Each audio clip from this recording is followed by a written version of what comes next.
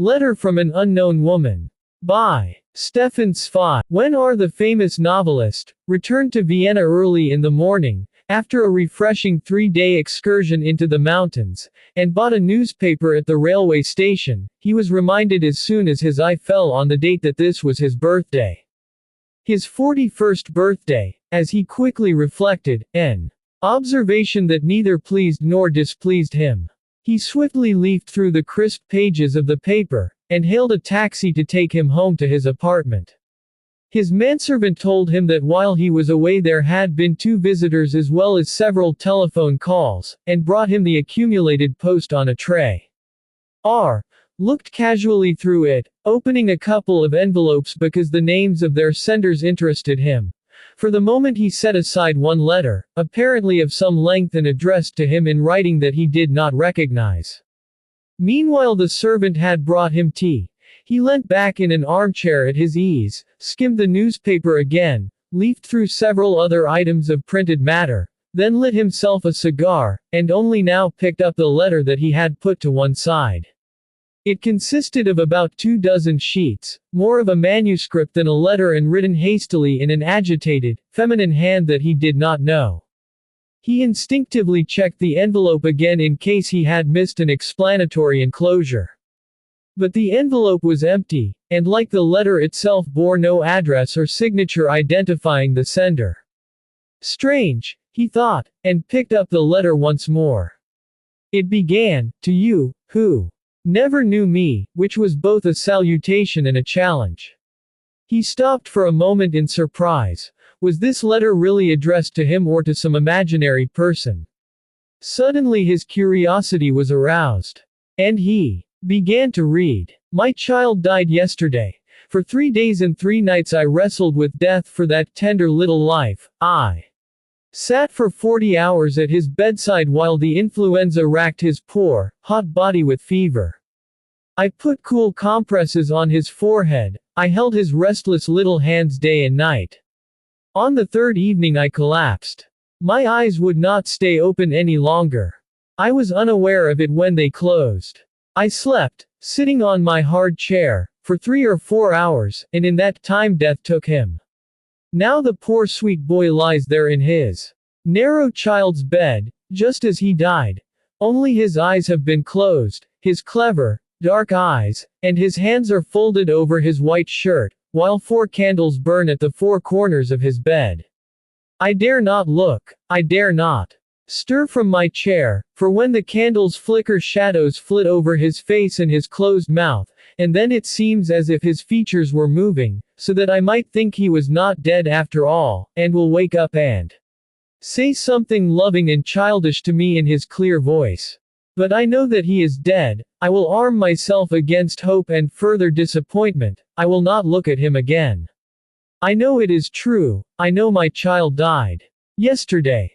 So now all I have in the world is you, you who know nothing about me, you who are now amusing yourself without a care in the world, dallying with things and with people. I have only you, who never knew me, and whom I have always loved. I have taken the 5th candle over to the table where I am writing to you now. For I cannot be alone with my dead child without weeping my heart out, and to whom am I to speak in this terrible hour if not to you, who were and are everything to me?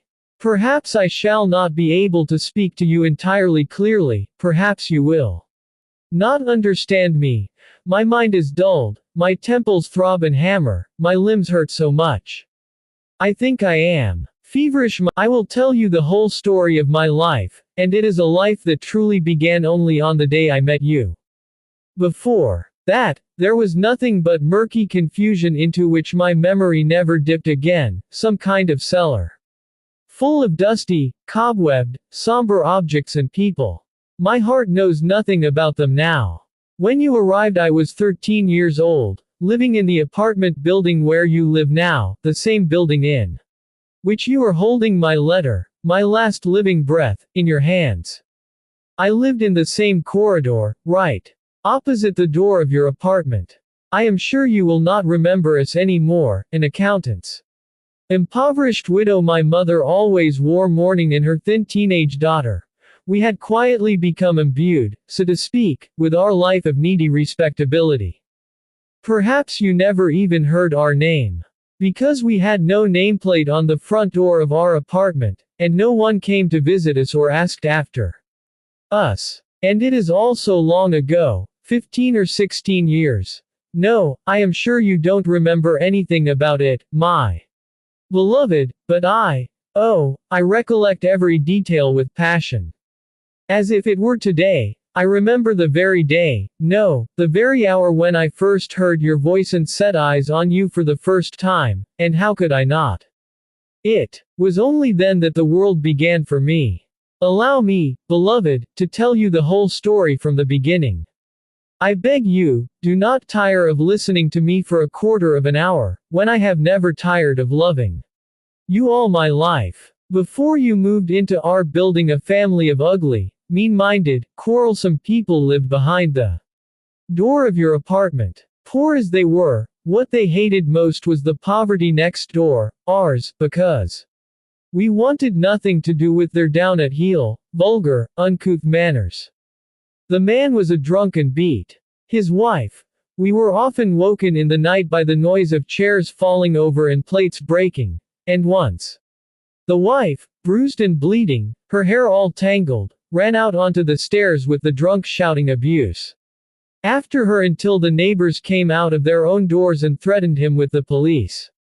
My mother avoided any contact with that couple from the first, and forbade me to speak to their children, who seized every opportunity of avenging themselves on me. When they met me in the street, they called me dirty names, and once threw such hard snowballs at me that I was left with blood running from my forehead. By some common instinct, the whole building hated that family, and when something suddenly happened to them, I think the husband was jailed for theft, and they had to move out, bag and baggage, we all breathed a sigh of relief. A few days later, the to let notice was up at the entrance of the building, and then it was taken down. The caretaker let it be known, and word quickly went around, that a single quiet gentleman, a writer, had taken the apartment. That was when I first heard your name. In a few days' time, painters and decorators, wallpaper hangers and cleaners came to remove all trace of the apartment's previous grubby owners. There was much knocking and hammering, scraping and scrubbing. But my mother was glad of it. At last, she said, there would be an end to the sloppy housekeeping in that apartment. I still had not come face to face with you by the time you moved in. All this work was supervised by your manservant, that small, serious, gray-haired gentleman's gentleman, who directed operations in his quiet, objective, superior way. He impressed us all very much, first because a gentleman's gentleman was something entirely new in our suburban apartment building, and then because he marveled at everything, because all your possessions were so interestingly different from anything I had ever seen before. There were Indian idols, Italian sculptures, large pictures in very bright colors, and then, finally, came the books, so many of them, and more beautiful than I would ever have thought possible. They were stacked up by the front door of the apartment, where the manservant took charge of them, carefully knocking the dust off every single volume with a stick and a feather duster. I prowled curiously around the ever-growing pile, and the manservant did not tell me to go away, but he didn't encourage me either, so I dared not touch one, although I would have loved to feel the soft leather of many of their bindings. I only glanced shyly and surreptitiously at the titles. There were French and English books among them, and many in languages that I didn't know. I think I could have stood there for hours looking at them all, but then my mother called me in. After that, I couldn't stop thinking of you all evening, and still I didn't know you. I myself owned only a dozen cheap books with shabby board covers, but I loved them more than anything and read them again and again. And now I couldn't help wondering what the man who owned and had read all these wonderful books must be like, a man who knew so many languages, who was so rich and at the same time so learned. There was a kind of supernatural awe in my mind when I thought of all those books. I tried to picture you. You were an old man with glasses and a long white beard, rather like our geography teacher, only much kinder. Better looking and better tempered.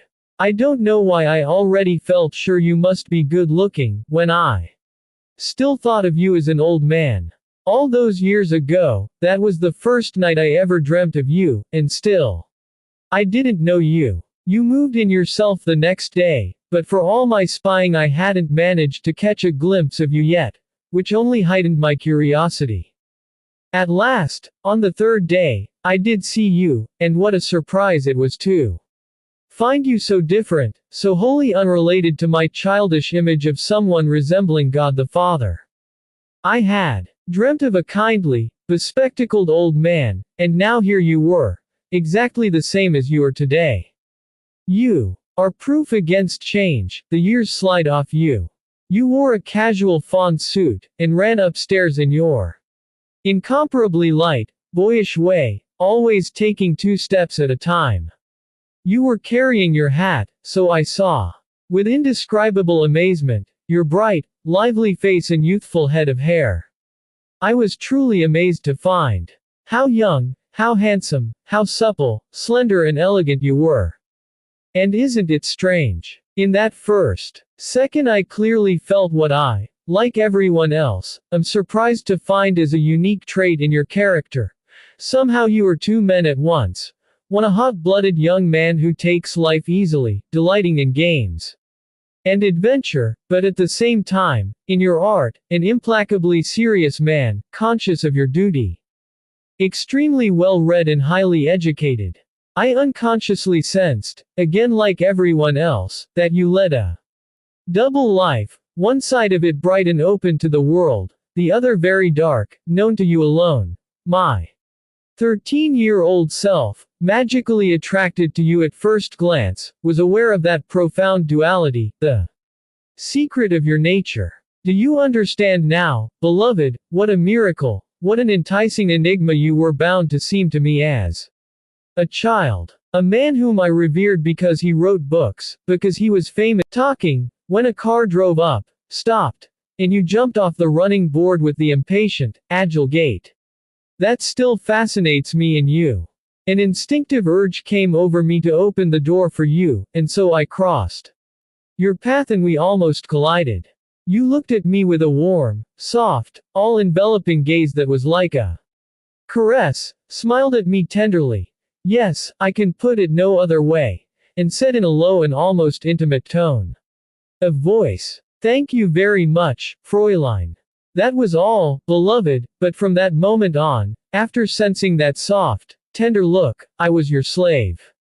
I learnt later, in fact quite soon, that you look in the same way at every woman you encounter, every shop girl who sells you something, every housemaid who opens the door to you, with an all-embracing expression that surrounds and yet at the same time undresses a woman, the look of the born seducer, and that glance of yours is not a deliberate expression of will and inclination, but you are entirely unconscious that your tenderness to women makes them feel warm and soft when it is turned on them. However, I did not guess that at the age of 13, still a child, it was as if I had been immersed in fire.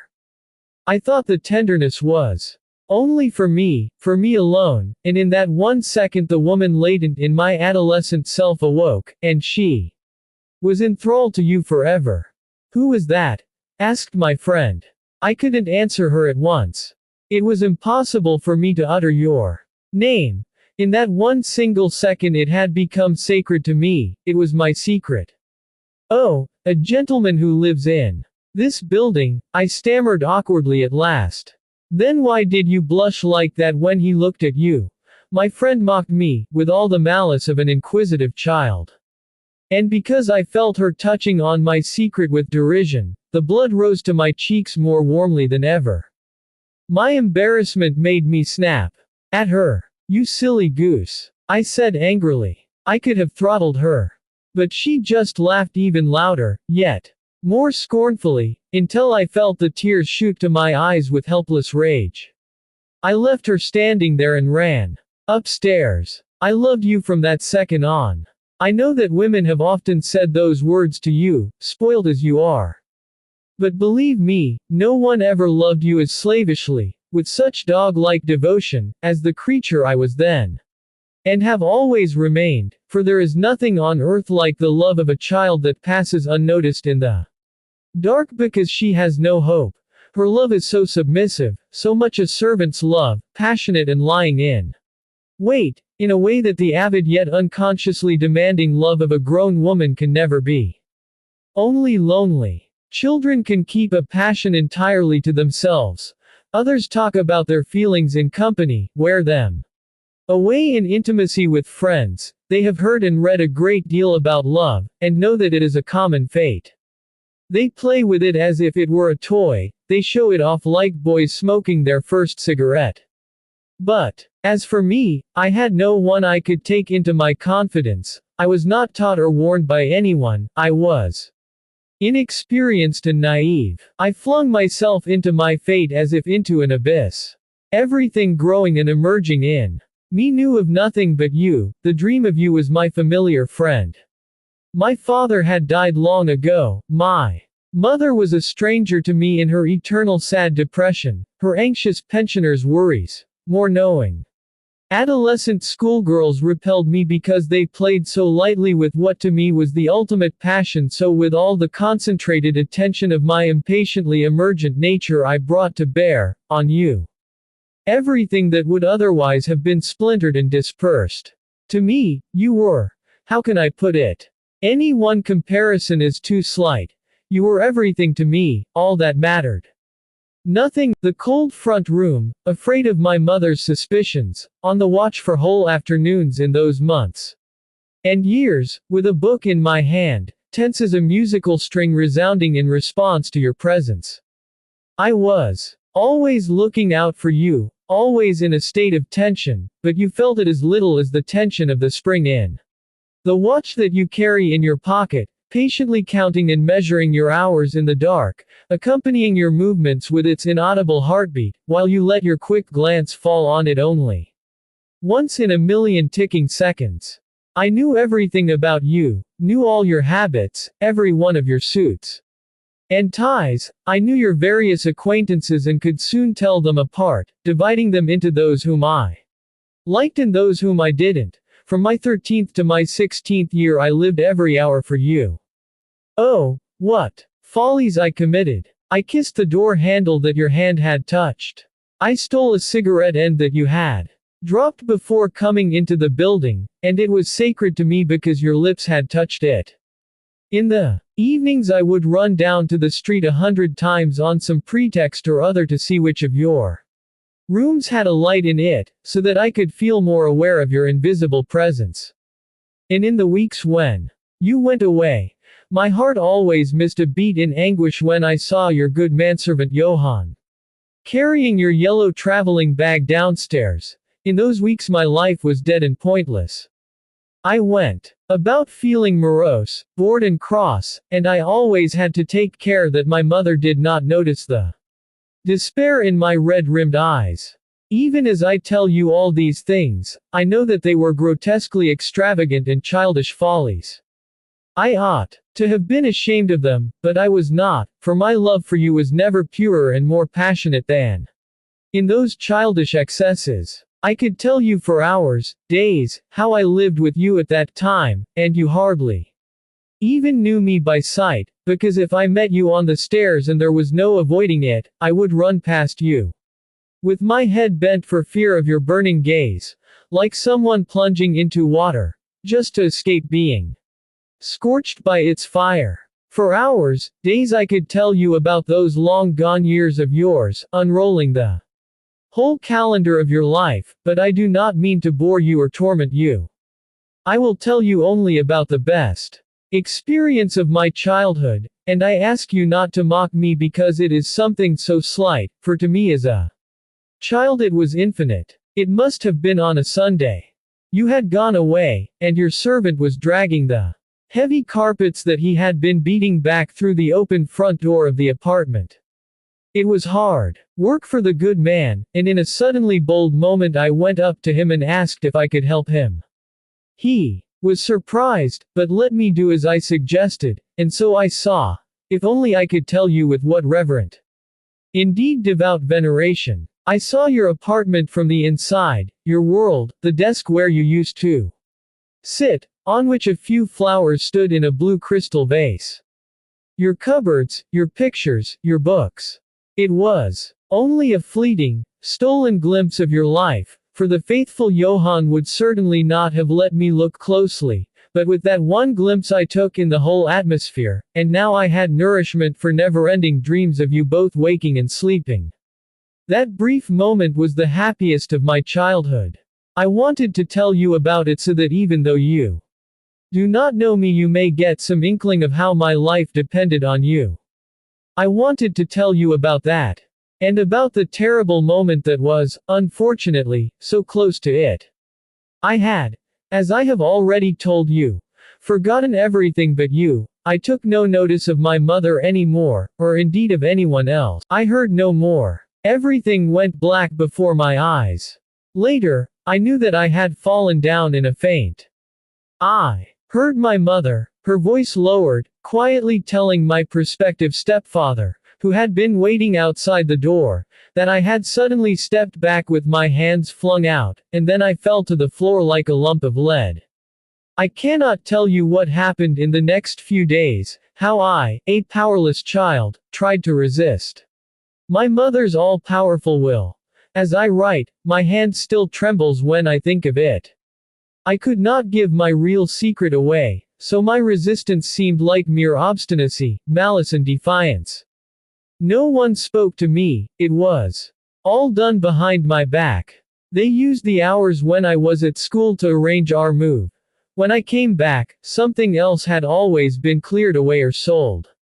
I saw our home coming apart, and my life with it, and one day when I came in for lunch, the removals men had been to pack everything and take it all away. Our packed suitcases stood in the empty rooms, with 2 camp beds for my mother and me. We were to sleep there one more night, the last, and then travel to Innsbruck the next day. On that last day I felt, with sudden resolution, that I could not live without being near you. I knew of nothing but you that could save me. I shall never be able to say what I was thinking of, or whether I was capable of thinking clearly at all in those hours of despair, but suddenly, my mother was out. I stood up in my school clothes, just as I was, and walked across the corridor to your apartment. Or rather, I did not so much walk. It was more as if, with my stiff legs and trembling joints, I was magnetically attracted to your door. As I have said before, I had no clear idea what I wanted. Perhaps to fall at your feet and beg you to keep me as a maidservant, a slave, and I am afraid you will smile at this innocent devotion on the part of a 15-year-old. But, beloved, you would not smile if you knew how I stood out in that ice-cold corridor, rigid with fear yet impelled by an incomprehensible power, and how I forced my trembling arm away from my body so that it rose and, after a struggle in an eternity of terrible seconds, placed a finger on the bell push by the door handle and pressed it. To this day I can hear its shrill ringing in my ears, and then the silence. Afterwards, when my blood seemed to stop flowing, and I listened to find out if you were coming. But you did not come. No one came. You were obviously out that afternoon, and Johann must have gone shopping, so with the dying sound of the bell echoing in my ears I groped my way back to our destroyed, emptied apartment and threw myself down on a plaid rug, as exhausted by the 4 steps I had taken as if I had been trudging through deep snow for hours. But underneath that exhaustion my determination to see you, to speak to you before they tore me away, was still burning as brightly as ever. There was, I swear it, nothing sensual in my mind. I was still ignorant, for the very reason that I thought of nothing but you. I only wanted to see you once more, cling to you. I waited for you all night, beloved, all that long and terrible night. As soon as my mother had got into bed and fallen asleep, I slipped into the front room, to listen for your footsteps when you came home. I waited all night, and it was icy January weather. I was tired. My limbs hurt, and there was no armchair left in the room for me to sit in, so I lay down flat on the cold floor, in the draft that came in under the door. I lay on the painfully cold floor in nothing but my thin dress all night, for I took no blanket with me. I did not want to be warm for fear of falling asleep and failing to hear your step. It hurt. I got cramp in my feet, my arms were shaking. I had to keep standing up, it was so cold in that dreadful darkness. But I waited and waited and waited for you, as if character limit as a only child. Perhaps friends will come as well, bringing flowers, but what do flowers on a coffin mean? They will comfort me, and say this and that. Words, words, how can they help me? I know that I must be alone again when they have gone. I felt it then, in those 2 endless years in Innsbruck, the years from my 16th to my 18th birthday, when I lived like a prisoner or an outcast in my family. My stepfather, a very placid, taciturn man, was kind to me. My mother seemed ready to grant all my wishes, as if atoning for her unwitting injustice to me. Young people tried to make friends with me, but I rejected all their advances with passionate defiance. I didn't want to live happy and content away from you. I entrenched myself in a dark world of self-torment and loneliness. I didn't wear the brightly colored new clothes they bought me. I refused to go to concerts or the theater, or on outings in cheerful company. I hardly went out at all. Would you believe it, beloved, I didn't come to no more than 10 streets of the little town in the 2 years I lived there. I was in mourning, and I wanted to mourn. I became intoxicated by every privation that I imposed on myself over and beyond the loss of you. And I did not want to be distracted from my passion to live only for you. I stayed at home alone for hours, days, doing nothing but thinking of you again and again, always reviving my 100 little memories of you, every time I met you, every time I waited for you, staging those little incidents in my mind as if in a theater. And that is why, because I went over every second of the past countless times, I retain such a vivid memory of my whole childhood that I feel every minute of those past years with as much heat and ardor as if they were only yesterday. My life at the time was lived entirely through you. I bought all your books. When your name was in the newspaper, it was a red letter day. Would you believe that I know every line of your books by heart? I have read them so often. If anyone were to wake me from sleep at night and quote a random line from them, I could still, 13 years later, go on reciting the text from there, as if in a dream. Every word of yours was my gospel and prayer book. The whole world existed only in relation to you. I read about concerts and premieres in the Viennese newspapers with the sole aim of wondering which of them might interest you. And when evening came, I was with you, even though I was so far away. Now he is going into the auditorium, now he is sitting down. I dreamt of that 1,000 times because I had once seen you at a concert. But why describe this raving, tragic, hopeless devotion on the part of an abandoned child feeling angry with herself? Why describe it to a man who never guessed at it or knew about it? Yet was I really still a child at that time? I reached the age of 17, 18. Young men turned to look at me in the street, but that only embittered me. To love, or even merely play at love with anyone but you was so inexplicable to me, so unimaginably strange an idea, that merely feeling tempted to indulge in it would have seemed to me a crime. My passion for you was the same as ever, except that my body was changing, and now that my senses were awakened it was more glowing, physical, womanly. And what the child with her somber, untaught will, the child who had pressed your doorbell, could not guess it was now my only thought, to give myself to you. Devote myself to you. The people around me thought me timid, called me shy. I had kept my secret strictly to myself. But I was developing an iron will. All that I thought and did tended in one direction, back to Vienna, back to you. And I imposed my will by force, senseless and extraordinary as it might seem to anyone else. My stepfather was a prosperous man, and regarded me as his own child. But I insisted, with grim character limit as exceeded. Every evening after that I stood outside your building in the same way. I worked in the shop until 6. It was hard, strenuous work, but I liked it, because all the activity there made me feel my own restlessness less painfully. And as soon as the iron shutters rolled down behind me I hurried to my desired destination. My will was set on seeing you just once, meeting you just once, so that my eyes could see your face again, if only from a distance. And after about a week it finally happened. I met you at a moment when I didn't expect it. Just as I was looking up at your windows, you came across the street. Suddenly I was that 13-year-old child again, and felt the blood rise to my cheeks. Instinctively, against my innermost urge to feel your eyes on me, I lowered my head and hurried past you, quick as lightning. Afterwards I was ashamed of my timid flight, the reaction of a schoolgirl, for now I knew very clearly what I wanted. I wanted to meet you, I was seeking you out, I wanted you to recognize me after all those years of weary longing, wanted you to take some notice of me, wanted you to love me.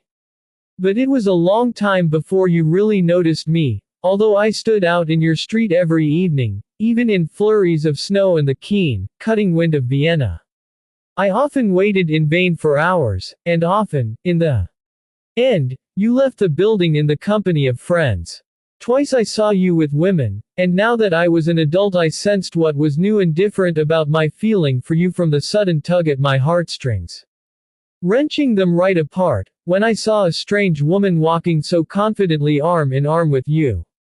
I was not surprised. After all, I knew about your succession of women visitors from my childhood days, but now it hurt me physically, and I was torn between hostility and desire in the face of your obvious intimacy with someone else. One day, childishly proud as I was and perhaps still am, I stayed away from your building, but what a terrible, empty evening of defiance and rebellion I spent. Next evening, once again, I was standing humbly outside your building waiting, just as I had spent my whole life standing outside your life, which was closed to me. And at last one evening you did notice me. I had already seen you coming in the distance, and I steeled my will not to avoid you. As chance would have it, a cart waiting to be unloaded obstructed the street, and you had to pass close to me. Involuntarily your absent-minded gaze fell on me, and as soon as it met the attention of my own eyes, oh, what a shock the memory gave me. It became that look you give women, the tender, all-enveloping, all-embracing gaze that also strips them, the look that, when I was a child, had made me into a loving woman for the first time. For 1 or 2 seconds that gaze held mine, which neither could nor wished to tear itself away, and then you had passed me. My heart was beating fast. Instinctively, I slowed my pace, and as I turned, out of a curiosity that I could not master, I saw that you too had stopped and were still looking at me. And the way you observed me, with such interest and curiosity, told me at once that you did not recognize me. You did not recognize me, neither then nor ever, you never recognized me. How can I describe to you, beloved, the disappointment of that moment? That was the first time I suffered it, the disappointment of going unrecognized by you. I have lived with it all my life, I am dying with it, and still you do not recognize me. How can I make you understand my disappointment?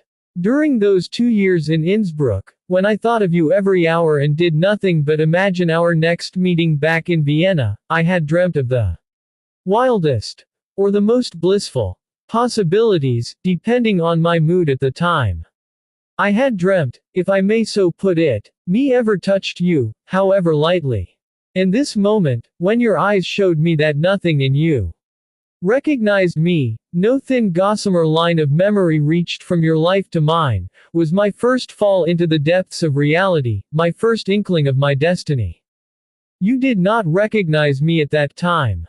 And when, 2 days later, we met again, your eyes rested on me with a certain familiarity, you still did not recognize me as the girl who loved you and whom you had woken to life, but only as the pretty 18-year-old who had met you in the same place 2 days earlier. You looked at me in surprise, but in a friendly manner, with a slight smile playing round your mouth. Once again you passed me, once again immediately slowing your pace. I trembled, I rejoiced, I prayed that you would speak to me. I felt that, for the first time, you saw me as a living woman. I myself slowed down and did not avoid you. And suddenly I sensed you behind me. Without turning round I knew that now, for the first time, I would hear your beloved voice speaking directly to me. Expectation paralyzed me. I feared I would have to stop where I was because my heart was thudding so violently, and then you were beside me.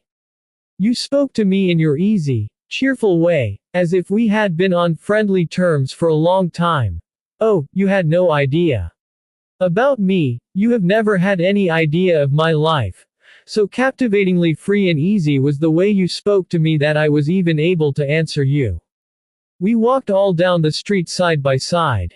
Then you suggested that we might go and have something to eat together. I agreed. What would I ever have dared to deny you? We ate together in a small restaurant. Do you still know where it was? No, I am sure you don't distinguish it now from other such evenings, for who was I to you? One among hundreds, one adventure in an ever-continuing chain. And what was there for you to remember about me? I said little, because it made me so infinitely happy to have you near me, to hear you speaking to me. I did not want to waste a moment of it by asking questions or saying something foolish. I shall never forget my gratitude to you for that hour, or how entirely you responded to my passionate reverence, how tender, light and tactful you were, entirely without making importunate advances, entirely without any hasty, caressing gestures of affection, and from the first moment striking a note of such certain and friendly familiarity that you would have won my heart even if it had not been yours long ago, given with all my goodwill. Ah, you have no idea what a wonderful thing you did in not disappointing my 5 years of childish expectation. It was getting late. We left the restaurant. At the door you asked me whether I was in a hurry or still had time to spare. How could I have failed to show that I was ready for you? I said that I could indeed spare some time. Then you asked, quickly surmounting a slight hesitation, whether I would like to go to your apartment and talk. Oh, most happily, I said, and it came out of the fullness of my feelings so naturally that I noticed at once how you reacted, in either embarrassment or pleasure, to my quick tongue. But you were also visibly surprised. Today I understand why you were astonished. I know it is usual for women, even when they long to give themselves, to deny that readiness, pretending to be alarmed or indignant, so that first they have to be reassured by urgent pleading, lies, vows and promises. I know that perhaps only prostitutes, the professionals of love, or perhaps very naive adolescents, respond to such an invitation with such wholehearted joy. Those few meters of space. This was my whole life, and now it came over me like a storm. Everything was coming true, and I was with you, going into our apartment building. Think of it. It sounds banal, but I can't put it any other way. As if going only as far as your door had been my reality all my life, my somber everyday world, but beyond it a child's magic realm began, the realm of Aladdin. Remember that I had stared 1,000 times, with burning eyes, at the door through which I now stepped, almost reeling, and you will guess. But only guess, you can never entirely know, beloved, what that tumultuous minute meant in my life. I stayed with you all night.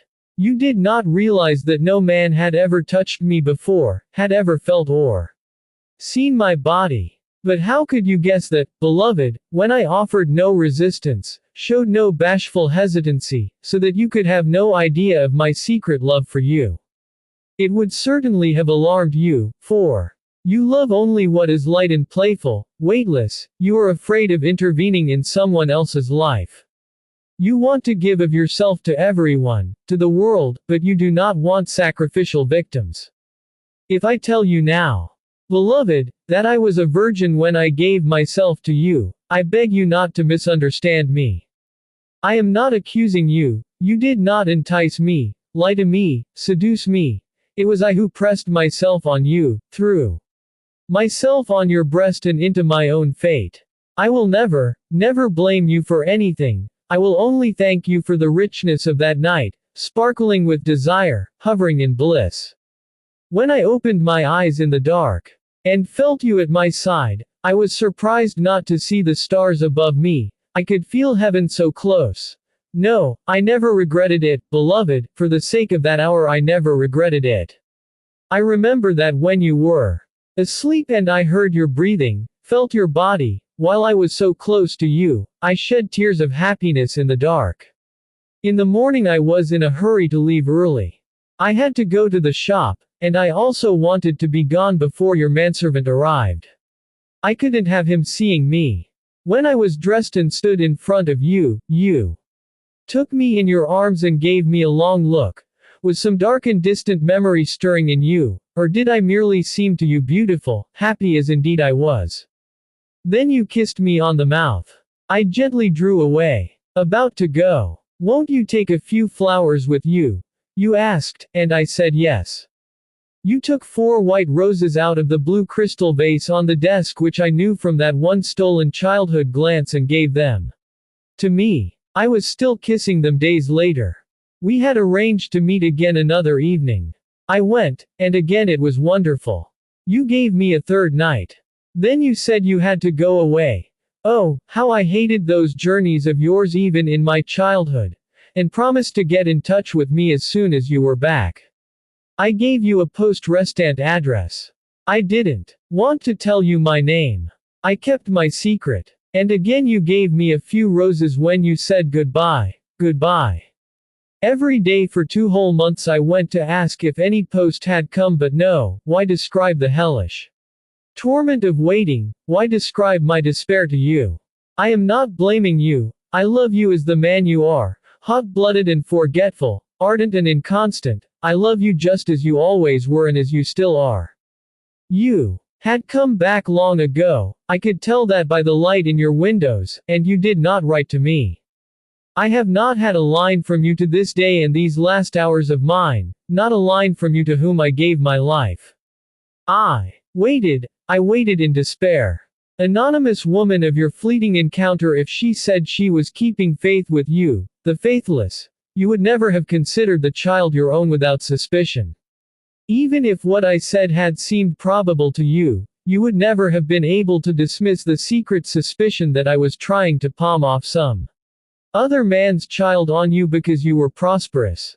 You would have suspected me, a shadow would have remained, a fugitive, tentative shadow of distrust between us.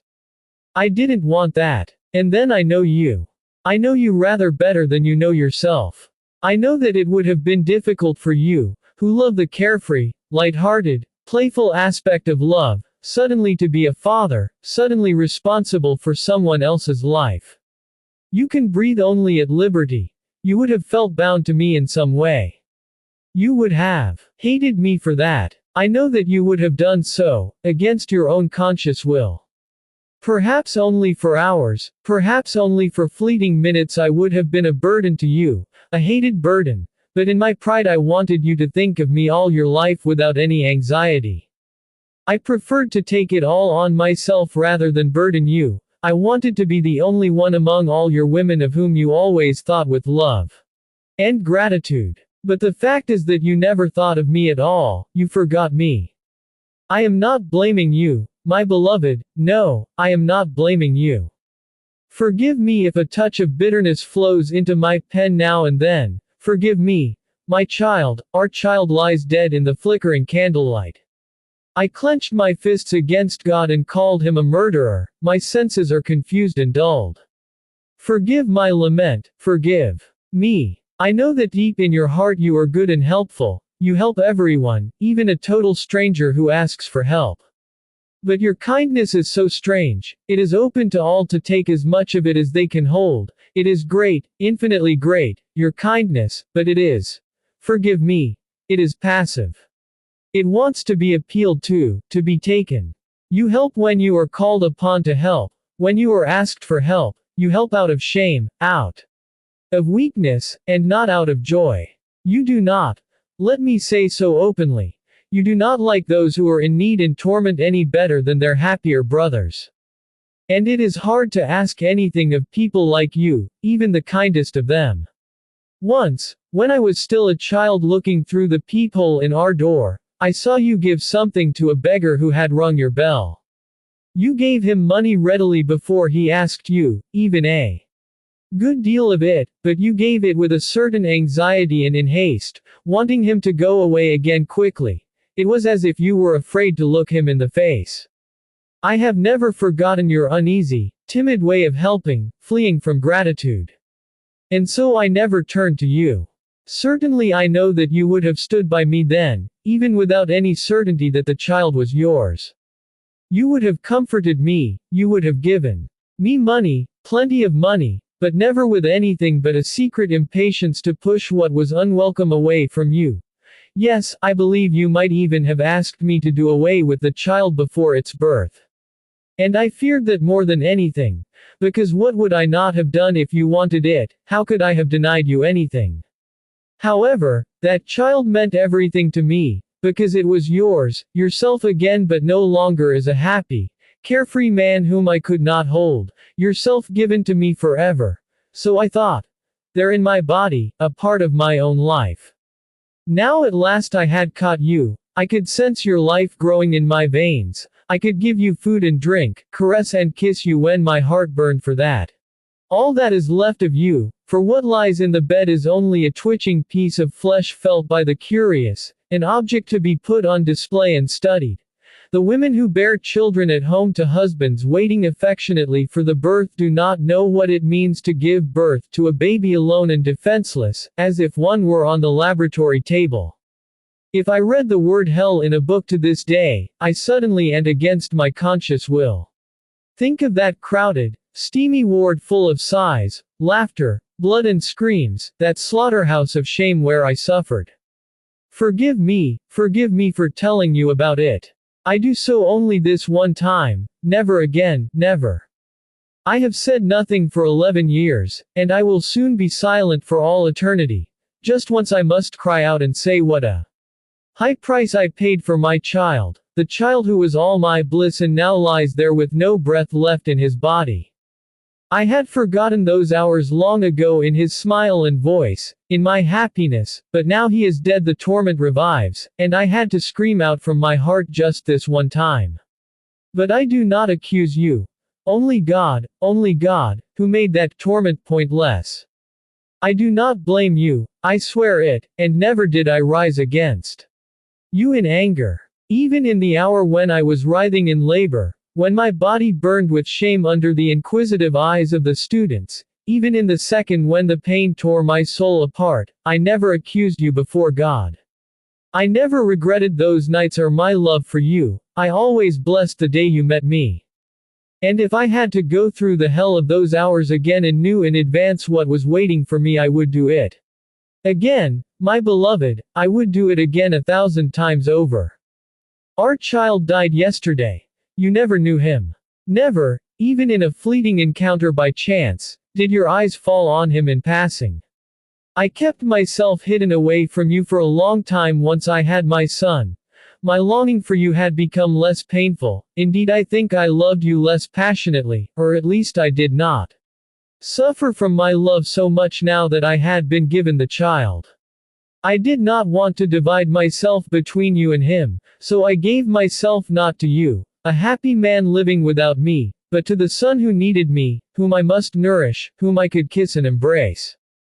I seem to be saved from my restless desire for you, saved from my fate by that other self of yours who was really mine. Only occasionally, very occasionally, did my feelings humbly send my thoughts out to where you lived. I did just one thing. On your birthday I always sent you a bunch of white roses, exactly the same as the roses you gave me after our first night of love. Have you ever wondered in these 10 or 11 years who sent them? Did you perhaps remember the woman to whom you once gave such roses? I don't know, and I will never know your answer. Merely giving them to you out of the dark was enough for me, letting my memory of that moment flower again once a year. You never knew our poor child. Today I blame myself for keeping him from you, because you would have loved him. You never knew the poor boy, never saw him smile when he gently opened his eyelids and cast the clear, happy light of his clever, dark eyes. Your eyes. On me, on the whole world. Oh, he was so cheerful, such a dear. All the light-hearted nature of your being came out again in him in childish form. Your quick, lively imagination was reborn. He could play with things for hours, entranced, just as you play with life, and then sit over his books, serious again, his eyebrows raised. He became more and more like you. The duality of gravity and playfulness that is so much your own was visibly beginning to develop in him, and the more like you he grew to be, the more I loved him. He studied hard at school. He could talk French like a little magpie. His exercise books were the neatest in the class, and he was so pretty too, you, except for you, my beloved. Do you despise me now for telling you that I sold myself? No, I know you do not.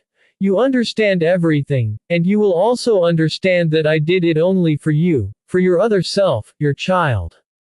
Once, in that ward in the maternity hospital, I had touched the worst aspect of poverty. I knew that the poor of this world are always downtrodden, humiliated, victims, and I would not have your child, your bright, beautiful son growing up deep down in the scum of society, in the dark, mean streets, the polluted air of a room at the back of an apartment building. I did not want his tender mouth to know the language of the gutter, or his white body to wear the fusty, shabby garments of the poor. Your child was to have everything, all the riches, all the ease on earth. He was to rise to be your equal, in your own sphere of life. That, my beloved, was my only reason for selling myself. It was no sacrifice for me, since what people usually call honor and dishonor meant nothing to me. You did not love me, and you were the only one to whom my body truly belonged, so I felt indifferent to anything else that happened to it. The caresses of those men, even their most ardent passion did not touch me deeply at all, although I had to go very carefully with many of them, and my sympathy for their unrequited love often shook me when I remembered what my own fate had been. All of them were good to me, all of them indulged me, they all showed me respect. There was one in particular, an older man, a widower who was an imperial count, the same man who wore himself out going from door to get my fatherless child, your child, accepted into the Theresian Academy. He loved me as if I were his daughter. He asked me to marry him 3 or 4 times. I could be a countess today, mistress of an enchanting castle in the Tyrol, living a carefree life, because the child would have had a loving father who adored him, and I would have had a quiet, distinguished, kindly husband at my side. But I did not accept him, however often he urged me, and however much my refusals hurt him. Perhaps it was folly, for then I would be living somewhere safe and quiet now, and my beloved child with me, but why should I not tell you? I did not want to tie myself down, I wanted to be free for you at any time. In my inmost heart, the depths of my unconscious nature, my old childhood dream that one day you might yet summon me to you, if only for an hour, lived on. And for the possibility of that 1 hour I rejected all else, so that I would be free to answer your first call. What else had my whole life been since I grew past childhood but waiting to know your will? And that hour really did come, but you do not know it. You have no inkling of it, beloved. Even then you did not recognize me. You never recognized me. I had met you a number of times, at the theater, at concerts, in the Prater, in the street. Every time my heart leapt up, but you looked past me. Outwardly I was so different now. The shy child had become a woman, said to be beautiful, wearing expensive clothes, surrounded by admirers. How could you detect in me that shy girl in the dim light of your bedroom? Sometimes the man who was with me greeted you, you greeted him in return and looked at me, but your glance was that of a courteous stranger, appreciative but never recognizing me. Strange, terribly strange. Once, I still remember, that failure to recognize me, although I was almost used to it, became a burning torment. I was sitting in a box at the opera house with a lover and you were in the box next to ours. The lights dimmed during the overture, and I could no longer see your face, I only felt your breath as near to me as it had been that first night, and your hand, mystical fashion an occasion to be celebrated. Then next day I was out with my lover of the time, a rich young manufacturer from Brunn who adored and indulged me, and wanted to marry me like the rest of them, and whose proposals I had turned down apparently for no good reason, as with the rest of them, although he showered presents on me and the child, and was even endearing in his rather awkward, submissive way. We went together to a concert, where we met cheerful companions, had supper in a restaurant in the Ringstrasse, and there, amidst laughter and talking, I suggested going on to the Tabarin, a cafe with a dance floor. I normally disliked cafes of that kind, with their organized, alcoholic merriment, like all similar kinds of fun, and usually objected to such suggestions, but this time, as if some unfathomable magical power in me suddenly and unconsciously caused me to suggest it in the midst of the others' cheerful excitement. I had a sudden, inexplicable wish to go, as if something special were waiting for me there. Since I was accustomed to getting my way, they all quickly stood up, we went to the Tabarin, drank champagne, and I fell suddenly into a fit of hectic, almost painful merriment, something unusual in me. I drank and drank, sang sentimental songs with the others, and almost felt an urge to dance or rejoice. But suddenly, I felt as if something either cold or blazing hot had been laid on my heart. I stopped short. You were sitting with some friends at the next table, looking admiringly at me, with an expression of desire, the expression that could always send my entire body into a state of turmoil. For the first time in 10 years you were looking at me again with all the unconsciously passionate force of your being. I trembled, and the glass that I had raised almost fell from my hands. Fortunately my companions did not notice my confusion, it was lost in the noise of the laughter and music. Your gaze was more and more ardent, immersing me entirely in fire. I did not know whether at long last, you had recognized me, or you desired me again as someone else, a stranger. The blood shot into my cheeks, I answered my companions at our table distractedly. You must have noticed how confused your gaze made me. Then, unseen by the others, you signed to me with a movement of your head a request to go out of the cafe for a moment. You ostentatiously paid your bill, said goodbye to your friends and left, not without first indicating to me again that you would wait for me outside. I was trembling as if in frost, as if in a fever, I could not answer anyone, I could not control my own racing blood. As chance would have it, at that very moment a pair of black dancers launched into one of those newfangled modern dances with clattering heels and shrill cries. Everyone was watching them, and I made use of that second. I stood up, told my lover that I would be back in a moment, and followed you. You were standing outside the cloakroom, waiting for me, your expression brightened as I came out. Smiling, you hurried to meet me.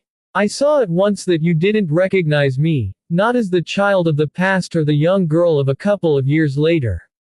Once again you were approaching me as someone new to you, an unknown stranger. Would you have an hour to spare for me, too, sometime? You asked in confidential tones. I sensed, from the assurance of your manner, that you took me for one of those women who can be bought for an evening. Yes, I said, the same tremulous yet of course these years. So I did not for a second hesitate. I just threw my shawl over my evening dress and went out into the damp, misty night without a thought for the coat, without a thought for the kindly, affectionate man who had been keeping me, although I was humiliating him in front of his friends, making him look like a fool whose lover runs away from him after years the first time a stranger whistles to her. Oh, I was entirely aware of the vile, shameful ingratitude of my conduct to an honest friend. I felt that I was being ridiculous, and mortally injuring a kind man forever in my madness. But what was friendship to me, what was my whole life compared with my impatience to feel the touch of your lips again, to hear you speak softly close to me? I loved you so much, and now that it is all over and done with I can tell you so. And I believe that if you summoned me from my deathbed I would suddenly find the strength in myself to get up and go with you. There was a car outside the entrance, and we drove to your apartment. I heard your voice again, I felt your tender presence close to me, and was as bemused, as childishly happy as before. As I climbed those stairs again after more than 10 years. No, I cannot describe how I still felt everything doubly in those seconds, the past and the present, and in all of it only you mattered. Not much was different in your room, a few more pictures, more books, and here and there new pieces of furniture, but still it all looked familiar to me. And the vase of roses stood on the desk. My roses, sent to you the day before on your birthday, in memory of someone whom you did not remember, did not recognize even now that she was close to you, hand in hand and lips to lips. But all the same, it did me good to think that you looked after the flowers. It meant that a breath of my love and of myself did touch you. You took me in your arms. Once again I spent a whole, wonderful night with you. But you did not even recognize my naked body. In bliss, I accepted your expert caresses and saw that your passion draws no distinction between someone you really love and a woman selling herself, that you give yourself up entirely to your desire, unthinkingly squandering the wealth of your nature.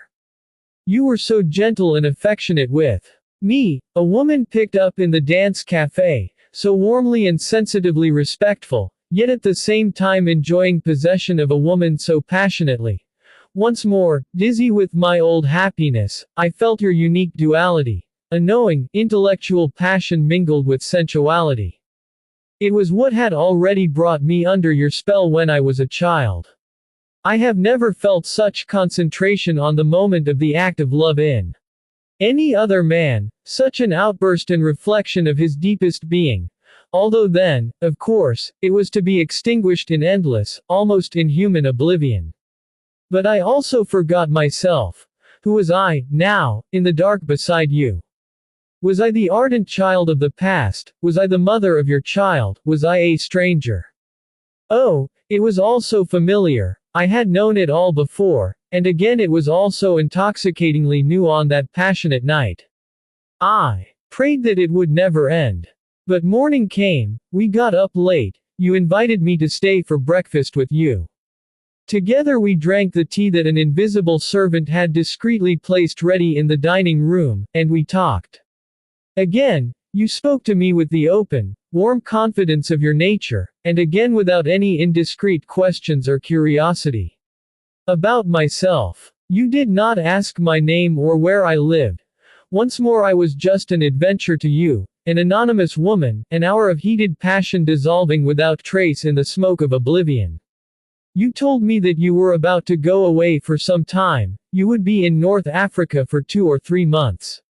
I trembled in the midst of my happiness, for already words were hammering in my ears. All over, gone and forgotten. Character limit is exceeded. There must have been something odd, something passionate in the way I said that to you. For you rose to your feet as well and looked at me, affectionately and very surprised. You took me by the shoulders.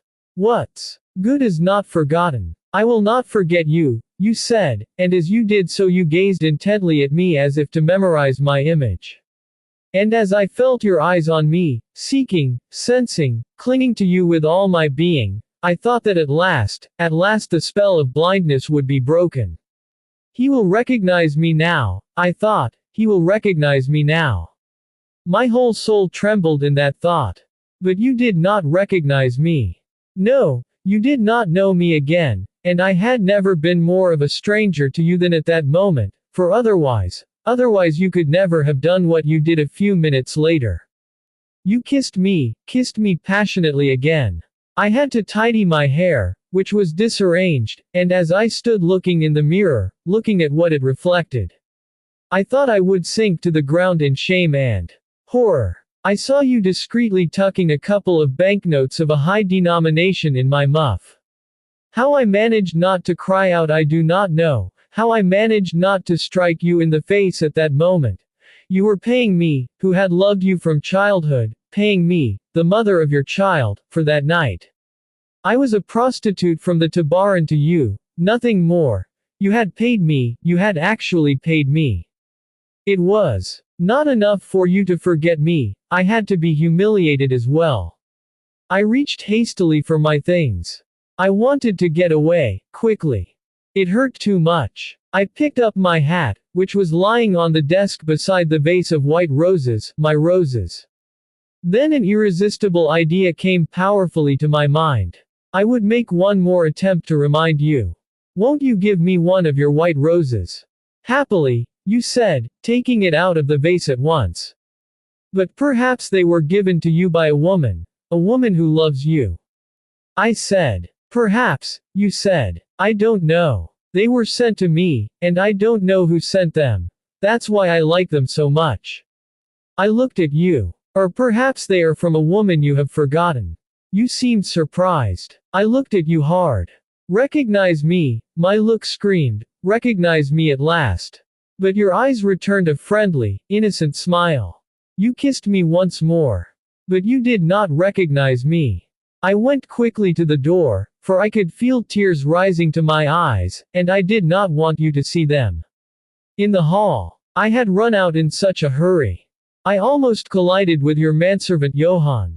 Diffident and quick to oblige, he moved aside, opened the front door to let me out, and then in that 1 second, do you hear? In that 1 second as I looked at the old man, my eyes streaming with tears, a light suddenly came into his gaze. In that 1 second, do you hear? In that 1 second the old man, who had not seen me since my childhood, knew who I was. I could have knelt to him and kissed his hands in gratitude for his recognition.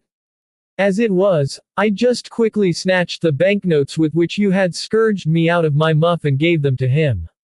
He trembled and looked at me in shock. I think he may have guessed more about me at that moment than you did in all your life. All the other men had indulged me, had been kind to me. Only you forgot me, only you failed to the darkness in silence again, as I have always been silent to you. However, you will not hear my cries while I am still alive. Only if I am dead will you receive this bequest. From me, from one who loved you above all else and whom you never recognized, from one who always waited for you and whom you never summoned. Perhaps you will summon me then, and I will fail to keep faith with you for the first time, because when I am dead I will not hear you.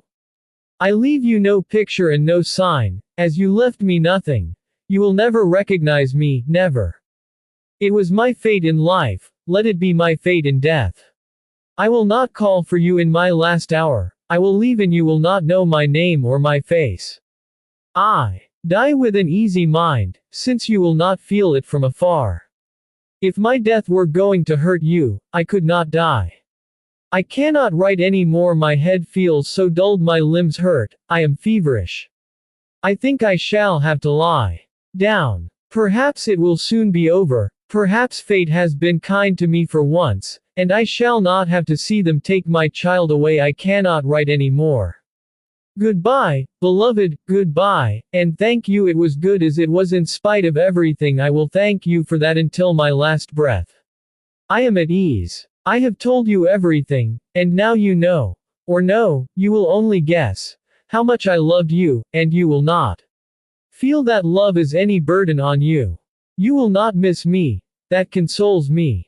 Nothing in your happy, delightful life will change. I am doing you no harm with my death, and that comforts me, my beloved.